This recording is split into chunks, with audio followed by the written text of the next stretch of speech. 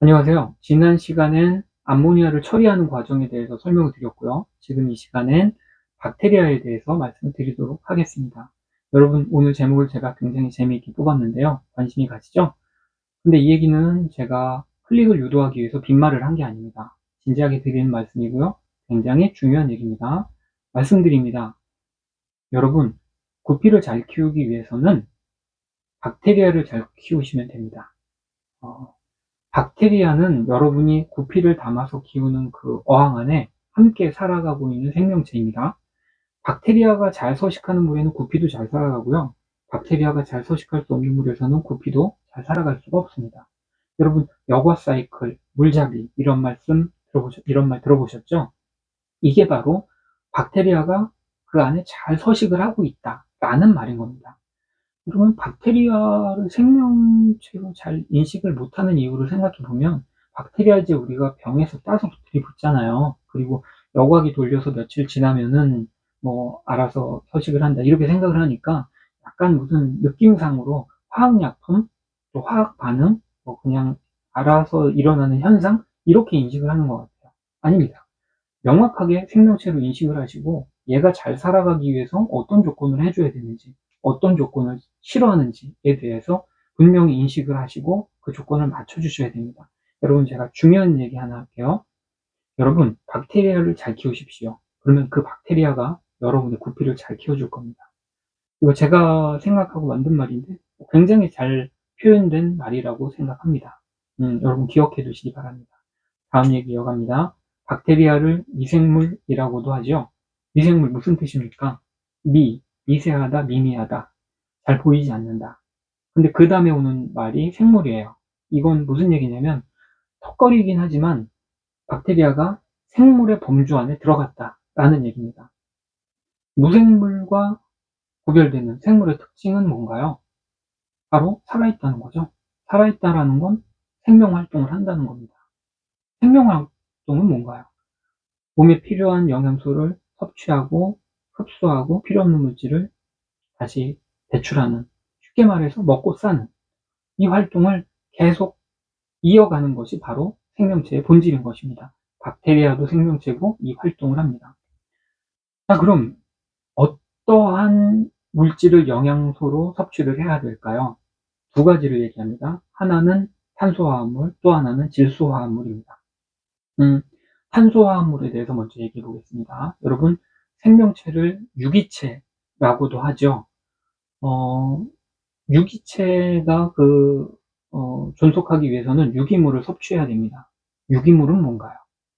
유기물이 무기물과 구별되는 기준이 바로 탄소의 유무입니다.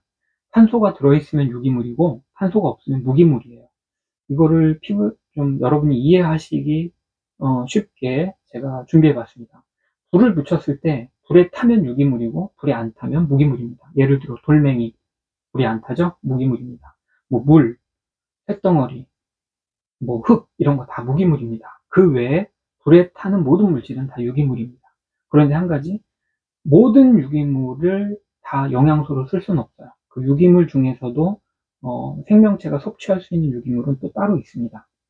그건 어떻게 구분하냐면, 놔뒀을 때, 시간이 지났을 때 썩고 변질하고 부패하는 것들, 그러한 물질들이 생명체가 영양분으로 쓸 수 있는 유기물들입니다. 보통 우리가 그냥 식품으로 생각하는 것들이에요. 박테리아에게도 마찬가지입니다. 어항 안에서 박테리아가 쓸 수 있는 유기물은 뭐가 있을까요? 대표적인 게 구피 먹이. 구피에게 먹이를 줬는데 구피가 못 먹고 흘린 그 먹이, 박테리아가 영양원으로 쓸 수 있습니다. 또 구피가 먹고 배출한 그 똥, 또 박테리아에게 있어서는 훌륭한 유기물 공급원입니다. 우리가 사람도 그렇고 가축도 그렇고 먹고 똥으로 싸면 그 안에 우리가 다 흡수하지 못하고 영양분들이 그대로 배출되는 것들이 있어요. 그 내용들은 아시죠? 구피도 마찬가지입니다. 그 사료 안에 있는 영양분을 다 빼서 쓰지 못해요. 그러니까 박테리아는 굉장히 작은 미생물이니까 박테리아 입장에서는 굉장히 큰 유기물 덩어리죠. 또 구피가 죽어서 사체가 돼도 그것도 다시 유기물 공급원이 됩니다. 뭐 이러한 것들이 박테리아가 활용할 수 있는 유기물, 탄소 화합물이 되겠습니다. 두 번째로 질소화합물이 있습니다. 질소화합물은 뭐냐면 앞 시간에 얘기했던 암모니아, 그리고 아질산염, 질산염, 이것들이 질소화합물이에요. 질속의 화합물이에요. 음, 이거는 조금 더 설명을 드리자면, 질속의 화합물은 박테리아 입장에서 영양원은 아니고 에너지원입니다. 암모니아가 질소와 수소 화합물이거든요. 여기서 수소를 떼어내고 산소를 붙이는 게 아질산염이고요. 거기에 산소를 하나 더 붙이는 게 질산염입니다. 이 과정, 수소가 떨어지고 산소가 붙는 과정에서 에너지가 조금 발생하거든요. 박테리아가 이거를 자신의 에너지원으로 씁니다. 어찌됐든 간에 탄소화합물과 질소화합물 두 가지가 필요합니다. 재밌는 건 이 두 가지가 필요한 건 사람도 똑같다는 거예요. 우리가 보통 5대 영양소 얘기를 하죠. 단백질, 탄수화물, 그리고 지방, 비타민, 무기질이 있습니다. 뒤에 세 가지는 보조적인 거고요. 앞에 있는 두 가지, 단백질과 탄수화물은 없으면 안 되는, 생명체를 유지할 수 없는 그런 중요한 영양원입니다. 단백질이 바로 질소화합물이고요. 탄수화물이 바로 탄소화합물입니다. 탄소, 수소, 산소의 화합물의 줄임말이 탄수화물이에요. 사람에게도 이 두 가지가 중요하듯이 박테리아에게도 두 가지가 가장 주요한 영양원이라는 게 참 재미있는 사실이죠. 이제 마지막으로 어려운 개념 하나를 설명드려야 됩니다. 바로 앞 시간에 말씀드렸던 종속영양 박테리아와 독립영양 박테리아입니다. 먼저 이름을 말씀드리면 독립영양 박테리아는 지난 시간에 말씀드렸던 니트로소모나스, 니트로박터고요. 종속영양 박테리아는 헤테로트로픽 박테리아라고 합니다. 여기에 대해서는 따로 별도로 나중에 한 편을 따로 만들어서 설명을 드릴게요. 말씀드릴 게 많이 있습니다. 독립영양과 종속영양 개념이 좀 힘들어요. 그래서 이걸 어떻게 이해를 시켜드려야 되냐 고민을 많이 했는데 이렇게 생각하시면 됩니다. 편하게. 독립영양이라는 거는 외부에서 영양이 공급되지 않아도 살아갈 수 있는 독립된 그런 개체를 독립영양생물이라고 하고요. 반대로 종속영양생물은 외부에서 영양이 공급되어야만 살 수 있는, 그러니까 바꿔 말하면 영양을 공급받지 못하면 죽는 생물이 바로 종속영양생물입니다. 대부분의 생물은 종속영양생물입니다. 사람도 종속영양생물이에요. 밥 못 먹고 금식하면 죽죠.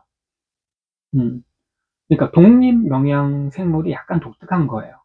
그러면 독립영양생물은 외부에서 영양물질을 공급받지 않고 어떻게 사나요? 이 설명이 됩니다. 여기서 영양은 탄소화합물과 질소화합물 두 개 중에 탄소화합물을 얘기하는 겁니다. 그러니까 독립영양생물은 탄소 공급원, 탄소화합물 없이 살아간다는 건데 그게 어떻게 가능하냐면 독립영양생 박테리아는 공기 중에 있는 이산화탄소를 포집해서 거기서 탄소를 떼어서 씁니다. 이산화탄소가 CO2죠. O2를 떼어내고 C를 영양원으로 활용합니다. 신기하죠? 이렇게 이해하시면 됩니다. 정확한 비유는 아닌데 종속영양 박테리아는 동물로 생각하시면 되고요. 독립영양 박테리아는 식물로 생각하시면 됩니다. 그렇게 생각하시면 돼요. 식물이 따로 영양 공급 없이도 자기가 그냥 호흡으로 살아가잖아요. 물만 먹고.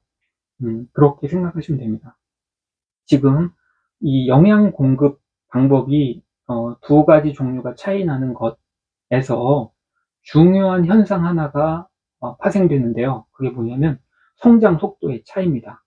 이게 생물이 모두 그렇듯이 사람도 그렇고 가축도 그렇고 잘 먹으면 잘 크잖아요. 못 먹으면 또 못 큽니다. 박테리아도 마찬가지예요.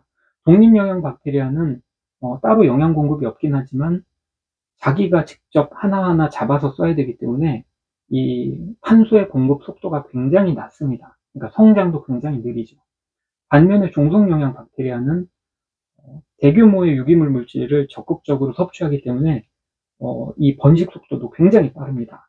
실내로 각각 두 배로 늘어나는 개체 수가 두 배로 늘어나는데 걸리는 시간이 독립영양 박테리아는 24시간이 걸리고요. 종속영양 박테리아는 불과 20분에 불과합니다. 20분에 두 배가 되는 건 엄청난 속도입니다. 여러분 20분이 지나면 두 배고요. 40분이 지나면 네 배고요. 1시간이 지나면 8배입니다. 이렇게 계산했을 때 대략 3시간이 지나면 1000배가 됩니다. 그러면 거기서 3시간이 더 지나서 그러니까 총 6시간이 지나면 1000배, 1000배, 100만 배가 됩니다. 그러면 하루 24시간이 지나면 어마어마한 숫자로 불겠죠. 자, 이 두 가지 종류의 박테리아의 성장 속도 차이가 이어지는 물잡이와 백탁을 설명할 때 또 사용됩니다. 자, 오늘 어려운 내용인데요. 어려우신 부분은 또 여러 번 반복해서 들어보시기 바랍니다. 어려운 내용 공부하시느라고 수고하셨습니다. 오늘 여기까지 하겠습니다. 감사합니다.